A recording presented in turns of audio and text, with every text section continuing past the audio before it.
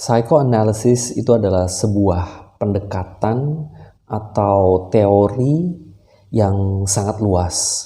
Sehingga ketika kita ingin menganalisis sebuah karya sastra dengan mengaplikasikan atau menggunakan pendekatan psychoanalysis ini, tidak hanya bersifat teknis seperti membahas individu-individu, karakter-karakter dengan sisi-sisi psikologisnya, tetapi kita juga bisa membahas hal-hal atau pemaknaan yang lebih luas dan bersifat simbolis seperti masyarakat, sosial, atau tema dari karya sastra itu.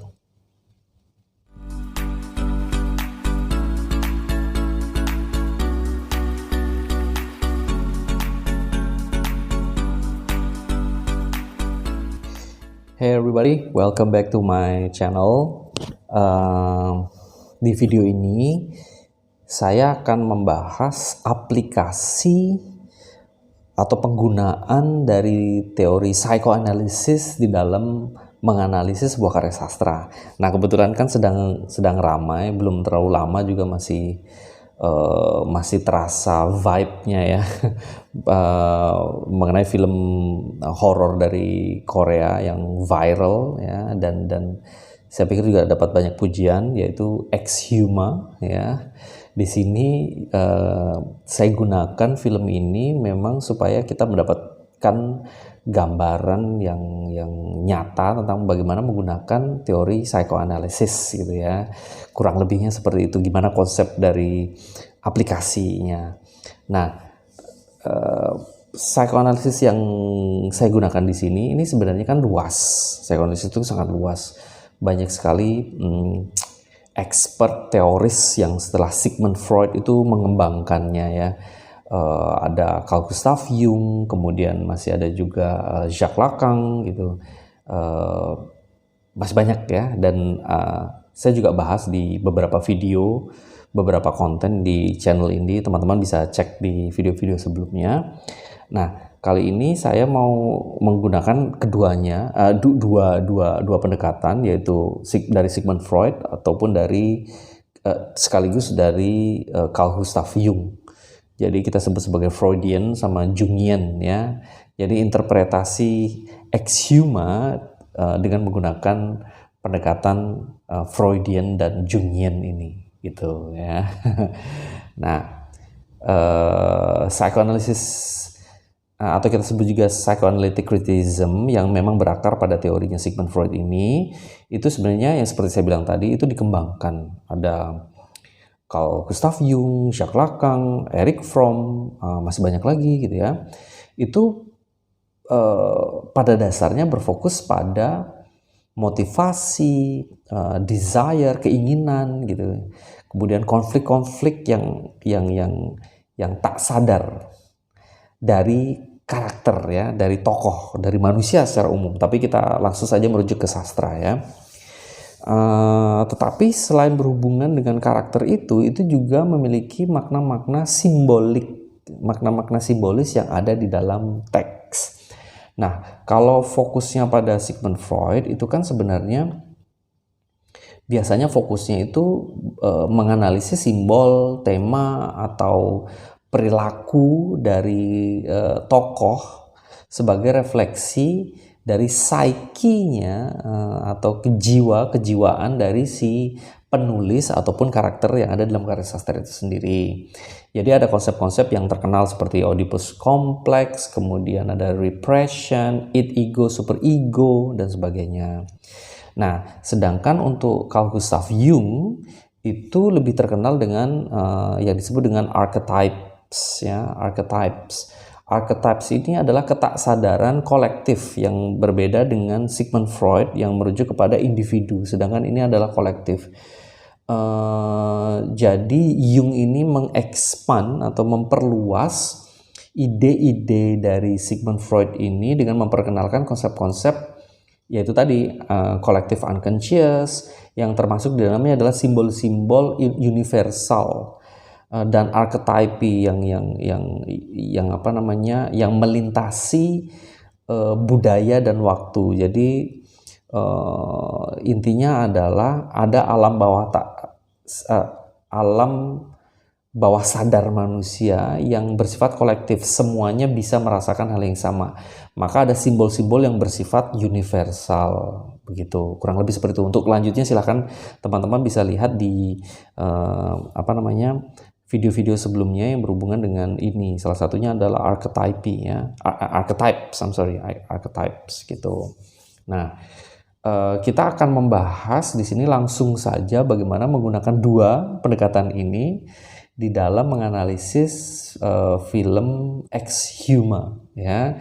Bagi teman-teman yang belum nonton biar bisa kita bahas. Yang sudah mungkin bisa melihat hubungannya, ya, hubungan dari analisis ini. Nah, kita mulai dari unconscious fears and anxieties.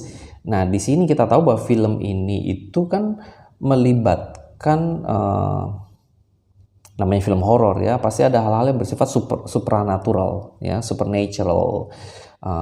Spesifiknya itu berhubungan dengan ancestral gravesite atau makam dari leluhur, nenek moyang, ya kan, yang penuh dengan misteri. Makanya judulnya Exhuma, atau menggali makam, menggali kuburan gitu. Nah, kita lihat di sini ada dua hal yang penting dalam konsep ini. Pertama adalah family curses and ancestral guilt. Kemudian yang nomor dua adalah berhubungan dengan symbolism of the grave and exhumation. Nah, untuk poin pertama, kita melihat bahwa family curses ini atau kutukan keluarga itu merepresentasikan konsep dari rasa bersalah yang sudah muncul dari nenek moyang, ya kan? Berarti kalau kita melihatnya melalui terminologi psychoanalysis, itu kita bisa melihat bahwa ini adalah manifestasi dari return of the repressed. Jadi maksudnya adalah berhubungan dengan rahasia-rahasia keluarga dan trauma-trauma yang tidak terselesaikan yang muncul ke permukaan dan menghantui generasi berikutnya. Nah, ini kan kalau kita bisa melihat dari lebih luas, kita bisa melihat dari keadaan sosial atau pribadi, hal-hal seperti ini adalah hal yang bersifat akrab, ya kan, di mana manusia, di mana karakter itu bisa dihantui oleh hal-hal yang terjadi di masa lalu, berhubungan dengan orang tua, berhubungan dengan nenek moyang. Dan kita kalau melihat dari kacamata Sigmund Freud, kita akan bisa melihat spesifik kepada satu individu, kepada satu karakter. Tetapi kalau kita mau melihat melalui Jungian interpretation, maka kita akan melihat bahwa ini adalah hal yang bersifat budaya. Bahkan ada masyarakat dengan budaya tertentu yang diwarisi permasalahan yang terjadi di masa lalu, ketakutan pada masalah-masalah tertentu, begitu ya. Itu yang pertama. Yang kedua adalah symbolism of grave and exhumation. Ini itu kita dapat melihat bahwa aktivitas menggali kuburan ini, ya, menggali makam ini, itu bisa dilihat secara literal, secara harfiah ataupun secara simbolis. Itu adalah mengenai rahasia-rahasia yang digali, dan ini merepresentasikan memori yang sangat penting di dalam konsep psikoanalisis, ya kan? Jadi the disturbing supernatural events itu merujuk kepada konfrontasi atau konflik karakter itu dengan aspek-aspek tersembunyi yang ada di psyche-nya, di alam bawah sadarnya, begitu. Jadi gampangnya seperti ini. Kalau poin pertama, family curses and ancestral guilt, itu adalah hal-hal yang tersembunyi berupa memori, trauma dan sebagainya. Yang kedua ini adalah simbolisme, simbol dari bagaimana seseorang itu berusaha menggali, gitu ya, menggali traumanya, konfrontasi, berkonflik dengan hal-hal yang berada di dalam alam bawah sadarnya itu tadi. Nah, jadi film itu supernaturalnya, penggalian kuburannya itu sebenarnya menggambarkan hal-hal seperti ini. Nah, jadi kita bisa melihat bahwa misalnya bahwa ada hal-hal yang terjadi di masa lalu secara pribadi ataupun secara kolektif, secara budaya gitu ya, itu mengganggu sebenarnya dan kemudian digali dan kemudian untuk dicarikan solusinya gitu kan. Nah, berarti ini kan film ini itu juga pada dasarnya adalah simbol dari hal-hal semacam itu melalui pendekatan Freudian dan Jungian gitu ya. Oke, selanjutnya, nah ini kalau kita misalnya kalau mau menggunakan secara spesifik individu ya atau karakter, menganalisis karakter menggunakan psychoanalysis, kita bisa menganalisis dua karakter di sini, Kim Sang-duk dan Lee Hwa-rim ya kan, dua tokoh utama ya. Di sini kita bisa melihat bahwa Kim Sang-duk gitu ya bacanya ya yang diperankan oleh Choi Min-sik ini kan adalah seorang geomancer atau apa ya, yang membaca ini ya Feng Shui itu ya kan, kurang lebih membaca tanda-tanda gitu ya, ahli pembaca tanda-tanda. Ini kita bisa melihat bahwa dia ini mewakili sosok yang bijak dan memiliki pengetahuan tradisional. Jelas ya? Nah, seperti ini. Jadi peran dia itu melibatkan navigating the spiritual and psychological realms, acting as a mediator between the conscious and unconscious worlds. Karena dia kan menganalisis, menempatkan, menghitung gitu ya, angka-angka, arah dan sebagainya yang berhubungan dengan dunia spiritual maupun dunia psychological realms gitu ya. Berarti ini kan dia adalah mediasi di antara unconscious sama conscious. Nah, karakter ini bisa dilihat dari sisi Jungian, Carl Gustav Jung sebagai tokoh yang disebut sebagai wise old man.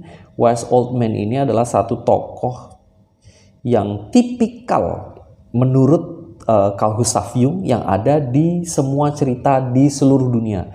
Berbeda budaya, berbeda latar belakang sosial, tapi pasti kalau ada cerita, baik cerita rakyat, dongeng dan sebagainya, itu pasti ada satu tokoh seperti ini gitu ya, disebut sebagai wise old man. Nah, tokoh si Kim Sang-duk ini kita anggap mewakili tokoh tipikal wise old man gitu ya, yang merepresentasikan itu tadi, merepresentasikan kebijaksanaan dan pengetahuan tradisional, dan interaksinya dengan supernatural elements and his approach to the course reflect his deep understanding of the unconscious mind and its workings dan bagaimana cara bekerjanya, kurang lebih seperti itu.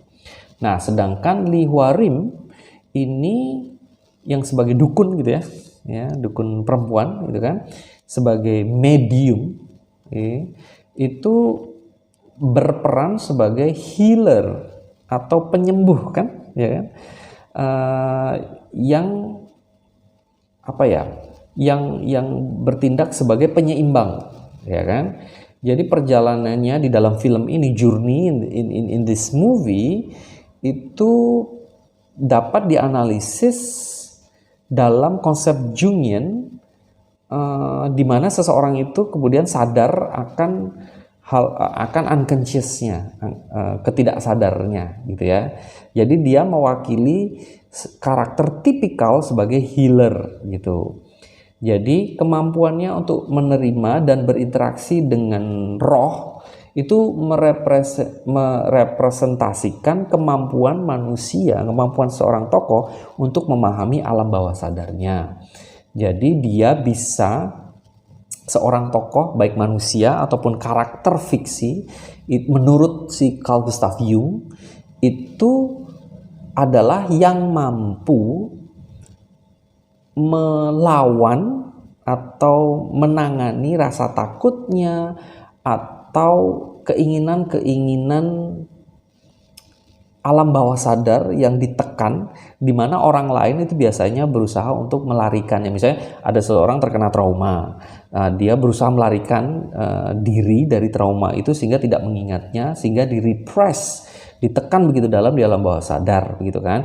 Tetapi menurut Carl Gustav Jung ada tokoh, ada manusia, ada orang yang mampu melawan ini dan sadar. Nah, itu disebut dengan healer. Dalam film ini diwakili oleh si tokoh shaman ini atau Lee Hwa-rim yang diperankan oleh Kim Go-eun ya. Gitu ya. Saya baca di situ. Oke, begitu. Nah, selanjutnya yang seperti saya katakan sebelumnya tadi, bahwa kita bisa melihat ini secara simbolis, secara lebih luas gitu ya. Themes and symbolic meanings. Kita bisa melihat bahwa di sini ada dua. The curse as a metaphor or repressed trauma, and the second one is supernatural elements and the uncanny. Yang pertama, curse itu bisa kutukan itu di dalam film kita bisa melihat bahwa kutukan itu mempengaruhi atau menghantui generasi selanjutnya. Maka ini adalah merepresentasikan sebagai trauma, baik trauma individu yang dijelaskan oleh Sigmund Freud atau trauma kolektif ya yang dijelaskan oleh si Carl Gustav Jung gitu. Apakah mungkin secara budaya ada kelompok masyarakat tertentu itu yang tidak suka, membenci atau menghindari masalah tertentu karena masalah itu terjadi di generasi sebelumnya begitu ya. Kemudian kita bisa melihat juga supernatural elements and the uncanny. Film ini menggunakan elemen-elemen atau unsur-unsur supernatural untuk menciptakan suatu hal yang dalam konsep Freud itu asing begitu ya. Yang menyebabkan sesuatu itu membuat kita tidak nyaman atau aneh gitu. Nah, the ancestral curse and the eerie occurrences can be analyzed as manifestation of the uncanny, where the boundary between reality and the supernatural blurs, revealing the hidden depths of the unconscious. Jadi intinya adalah supernatural elements and the uncanny ini menyimbolkan sesuatu hal yang membuat kita itu tidak nyaman dan membuat kita itu bentrok dengan alam bawah sadar kita. Di mana di situ ada hal-hal rahasia, menakutkan yang tidak berani kita gali untuk kita dapatkan apa sih sebenarnya isinya. Nah, apa sih sebenarnya membuat kita tidak nyaman? Ini bisa kita lihat misalnya di kasus fobia misalnya kan. Kita tidak suka dengan satu hal tertentu itu karena apa? Nah, itu ada batasan di situ antara hal-hal yang membuat kita tidak nyaman sama hal-hal yang sebenarnya jadi misteri, dan bila ditemukan penyebabnya mungkin bisa disembuhkan atau dicari jalan keluarnya. Begitu ya. Nah, film Exhuma ini itu sangat kaya ya, dan dapat dianalisis dengan menggunakan kritik psikoanalisa dengan berfokus pada penggambaran dari trauma, kemudian kutukan antar generasi, kemudian simbol-simbol dari aktivitas exhumation itu tadi atau penggalian kuburan itu tadi ya kan. Penggalian kuburan secara literal itu kan menggali sesuatu yang ya kalau kuburan berarti kan sudah lampau ya kan, tetapi secara simbolis itu bisa dilihat menggali hal-hal yang sudah tersembunyi, memori, kemudian trauma dan sebagainya. The character psychological journeys and the film supernatural elements serve as metaphors for the unconscious mind and its hidden complexities. Film ini secara simbolis itu tuh kan menggambarkan kompleksitas dari alam bawah sadar kita manusia. Nah, gitu. Jadi ketika menonton film ini kita bisa membahas karakter per karakter dan permasalahan psikologi yang mereka yang mereka hadapi. Tetapi yang saya analisis di sini ini lebih kepada simbol. Jadi ketika kita menganalisis karakter itu juga menyimbolkan apa? Siapa tadi saya lihat lagi ya. tokoh yang menjadi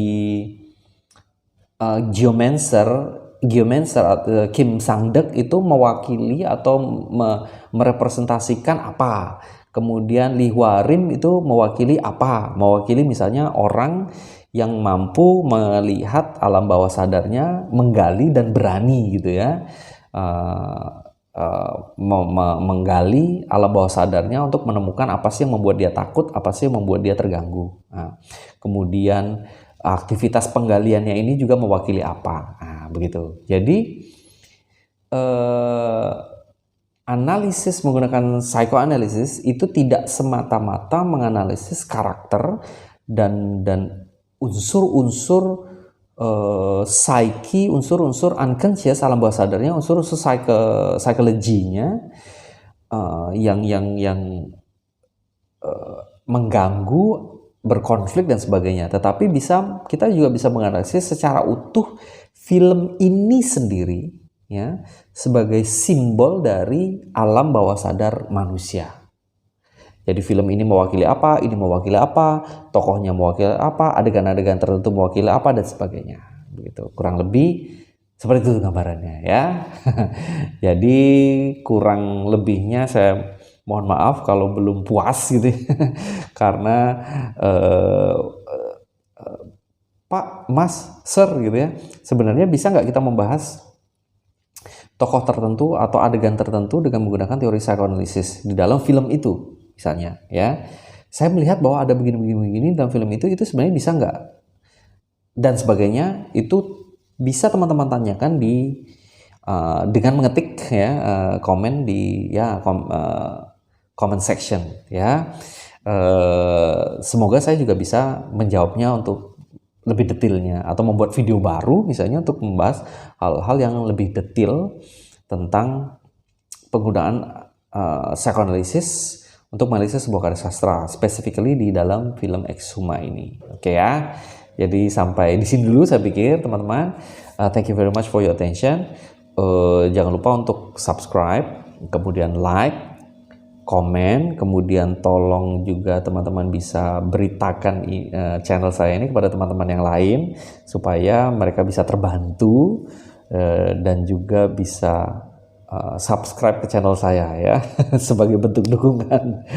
Oke, untuk hal-hal lain kalau teman-teman ingin bergabung di dalam grup saya, grup Telegram, di sana kita bisa membahas lebih mendetail. Anda bisa berinteraksi langsung dengan saya dan menanyakan apa saja yang berhubungan dengan penelitian teman-teman, kemudian skripsi, paper, tugas dan sebagainya. Kalau teman-teman masih bingung dengan teori-teorinya, metodenya segala macam, bisa join di grup itu dengan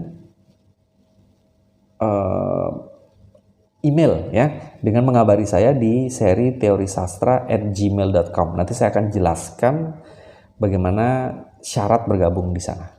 Oke ya. Oke guys, thank you very much for your attention again and have a nice day everybody. Bye.